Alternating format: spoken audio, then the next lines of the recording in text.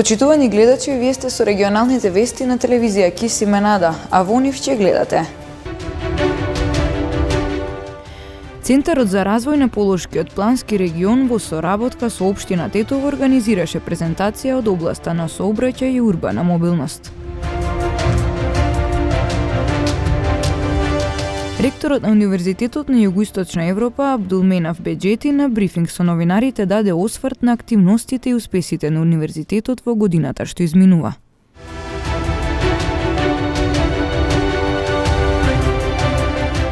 Во сообраќајна несреќа во Гостивар повредени 4 лица, информираат од СВР Тетово.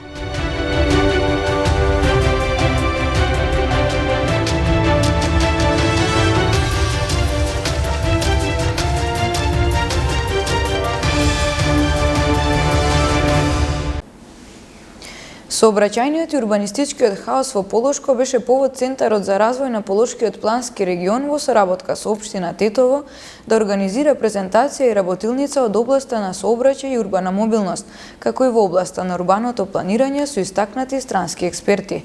Целта е креирање на одржлив регион преку соединување на сообраќајните во урбаните решенија.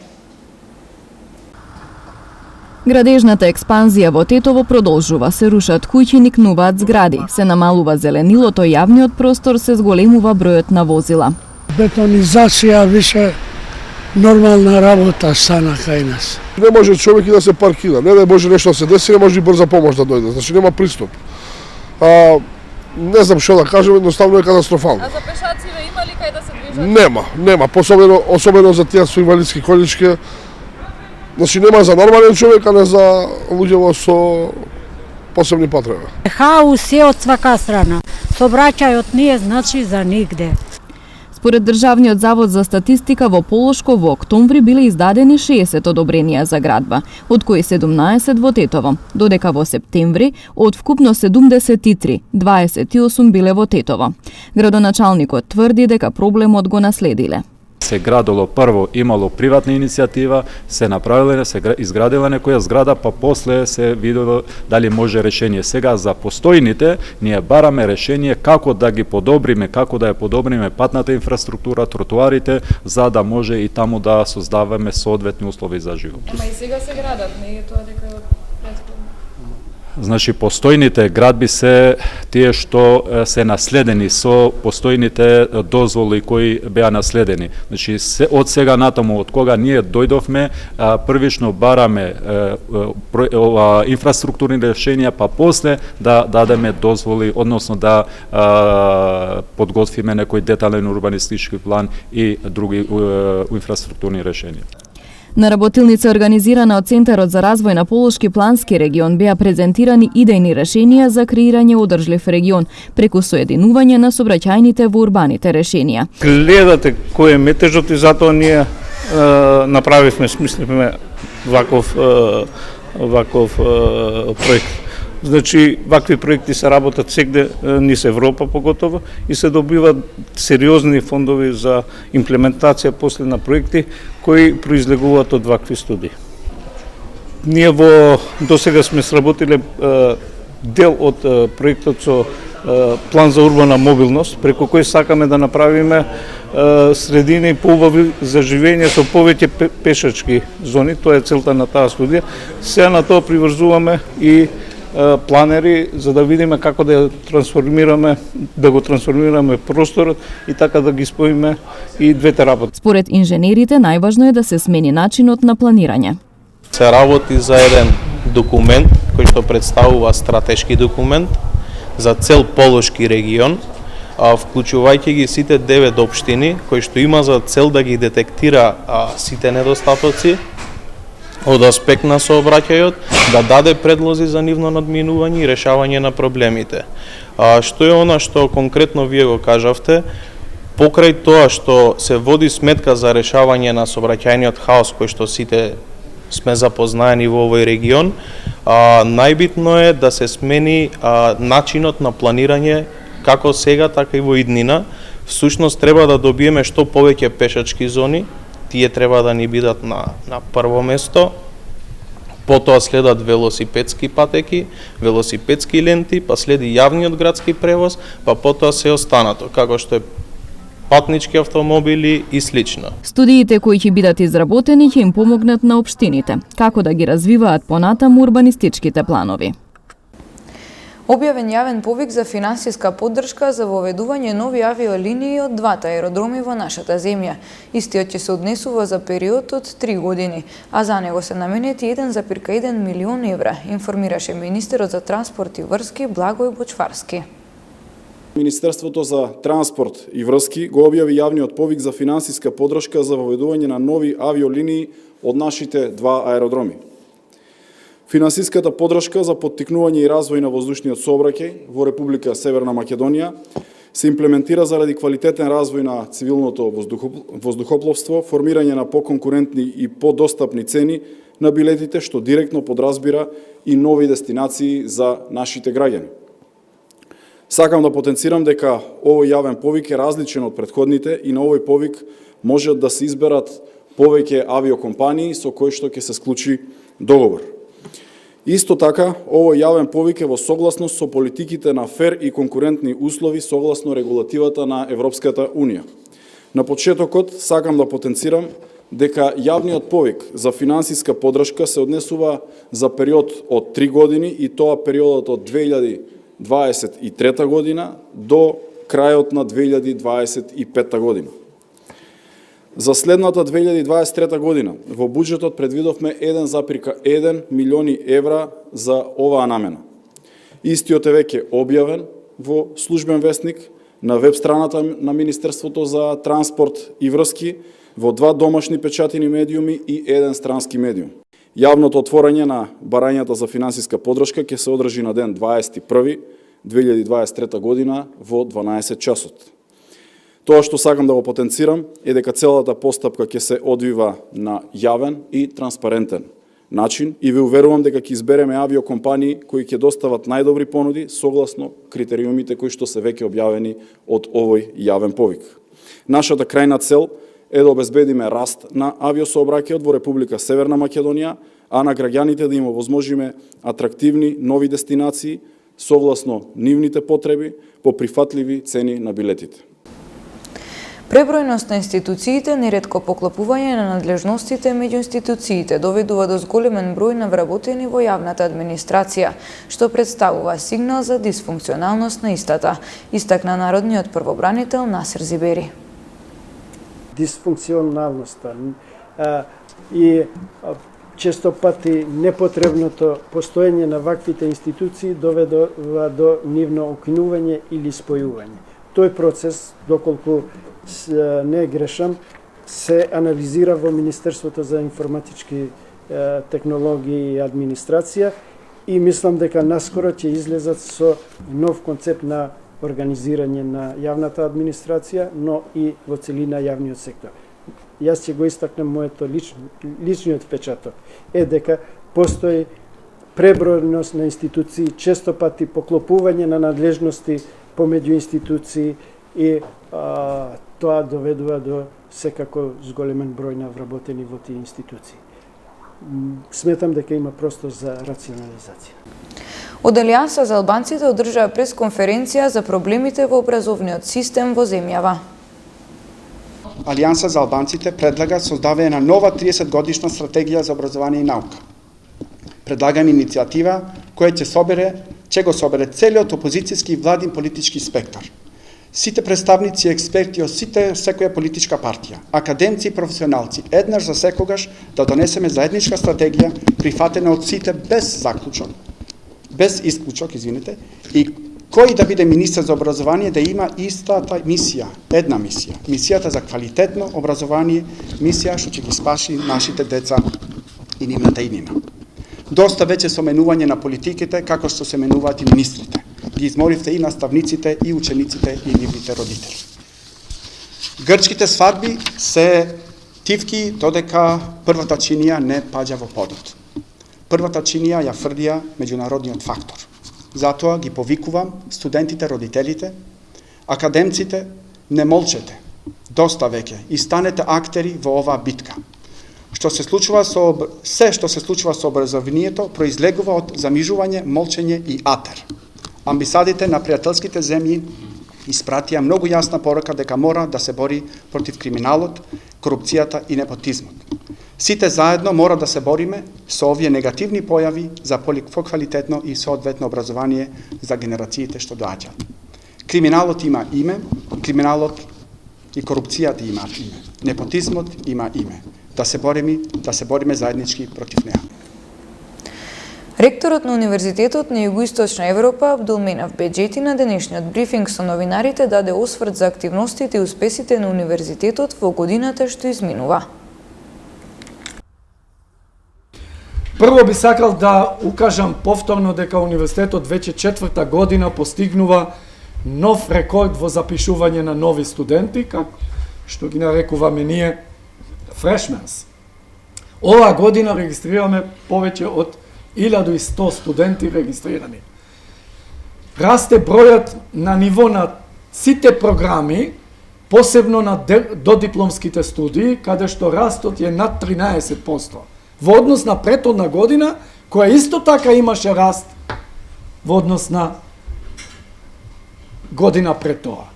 Така да ако се зема кумулативно, веќе тој раст е над 35 до 40% кумулативно, споредено со пред 4 години.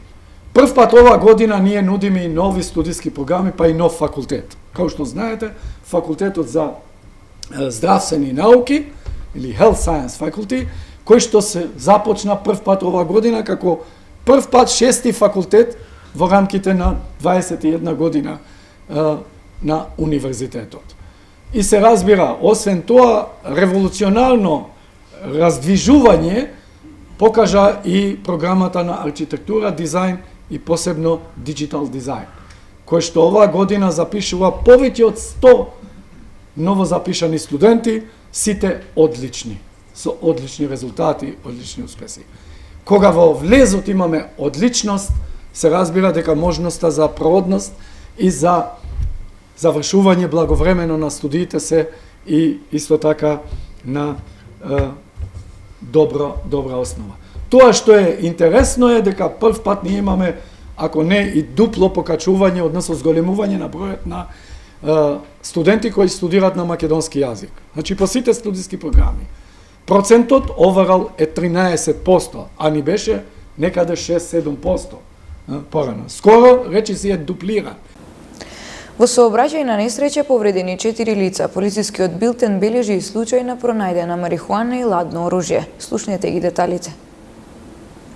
Ноќеска половина час по полноќ во СВР Тетово пријавена е сообраќајна несреќа која се случила во гостиварската населба Млаки, а во која учествувало патничко моторно возило Мерцедес со гостиварски регистарски узнаки, управувано од 25-годишник од Гостиварско Речане, кое удрило во две паркирани товарни моторни возила со гостиварски узнаки Форд и Фијат. Во несреќата со патникот од Мерцедесот од Гостивар се здобил со тешки телесни повреди, а другите два со патника од Швајцарија телесни повреди, констатирани во Гостиварската општа болница Ферит Мурат. На местото на несреќата увид извршила екипа од СВР Тетово. Полициски службеници на СВР Тетово вчера околу 21 часот и 25 минути во Гостиварско Врапчиште лишиле од слобода две лица од ова село, затоа што кај нив била пронајдена марихуана. Двајцата се задржани во полициската станица Гостивар и по целосно документирање на случајот ќе им бидат изготвени соодветни поднесоци. Полициски службеници на СВР Тетово вчера вечер пак околу 22 часот и 35 минути на улица Иво Лола Рибар во Тетово привеле 25-годишникот тетовско јеловјане, затоа што при преглед му бил пронајден метален боксирач. По документирање на случајот ќе му биде изготвен соодветен поднесок. Парично казнети 7 возачи поради непрописно поставени фолии. Од СВР Тетово информираат и дека во текот на вчерашниот ден од пајак службата биле подигнати 23 непрописно паркирани возила. Полициски службеници на секторот за внатрешни работи Тетово вчера од 15 до 18 часот спроведоа акциска контрола на возила, дали имаат вградено и користат фолии, светлосни и звучни знаци. При контролата откриени се 7 прекршоци кои се однесувале на непрописно поставени фолии на предните стакла на возилата. На сите возачи прекршители изготвени им се поднесоци, тие ќе се соочат со парична глоба од 250 евра во динарска противредност, а веднаш ќе треба и да ги отстранат фолиите. Покрај ова, вчера во Тетово реализирани се и повеќе активности за поголем ред и безбедно со паркирањето во рамките на кои биле санкционирани и од ПАЕК службата подигнати 23 непрописно, односно погрешно паркирани возила. Ваквите активности наредниве 2 недели значително ќе се интензивираат и ќе бидат главен приоритет на Тетовската полициска станица за безбедност на патниот сообраќај. До собствениците на моторни возила се апелира уште еднаш да не ги оставаат каде што ќе стигнат и да ги паркираат само на наменски определените места. Посебно им се советува да не ги паркираат во така наречени двојни редови и да не го попречуваат нормалното и безбедно движење на другите учесници во сообраќајот. Одделението за превенција и Црвениот крст на град Скопје организираа показна вежба во склоп на кампањата за превенција од употреба на пиротехнички средства, а во која се презентираа ризиците од употреба на пиротехника, со цел да се влијае на свеста на граѓаните да не ги употребуваат овие средства. Денеска на плоштадот Македонија во Скопје организиравме симулацијска вежба за граѓаните да можат и на лице место да видат што се случува доколку се употребуваат пиротехнички средства, односно петарди. Апелираме пред новогодишните празници и пред божичните празници да славиме со срце и да не употребуваме пиротехника при нашите прослави, затоа што најубавата ноќ и празниците околу може да ни се претворат во трагедија доколку употребуваме пиротехника. Може да настане траен инвалидитет, повреди кои што за жал можат да ни го сменат животот. Министерството за внатрешни работи во соработка со Црвениот крст на град Скопје се разбира и со програмата UNDP продолжува со овие превентивни активности со цел да ја подигнеме свеста и да имаме што помалку употреба на пиротехника и се разбира да одбегнеме било каква повреда. Благодарејќи на сите овие активности, минатата година имавме само едно повредено лице од употреба на пиротехника. Се надевам дека оваа година нема да имаме ниту една повреда од пиротехника. Во исто време продолжуваме и со акциите за сузбивање на нелегална трговија со пиротехника. Се разбира, правиме акции по пазарите, по оние места каде што може да очекуваме продажба на пиротехника и постојано ги запленуваме. Се разбира, за сите тие заплени соодветно и ја информираме јавност. Црвениот крст ќе даде поддршка околу превенција на сите настани поврзани со пред новогодишните празници. Исто така, апелираме да прославиме безбедно. Ова е дел од симулација и се надеваме дека за ова година ќе остане само на симулација. Воедно сакам да нагласам дека волонтерите на тимот за одбор при катастрофи ќе бидат присутни на терен во текот на новогодишните и божикните празници. Тие ќе бидат во централно градско подрачје доколку е потребна помош. Граѓаните може да се обратат до нив, но искрено се надеваме како и веќе многу години ќе намалиме и бројноста на повреди, односно ќе се потрудиме да ја сведеме на нула.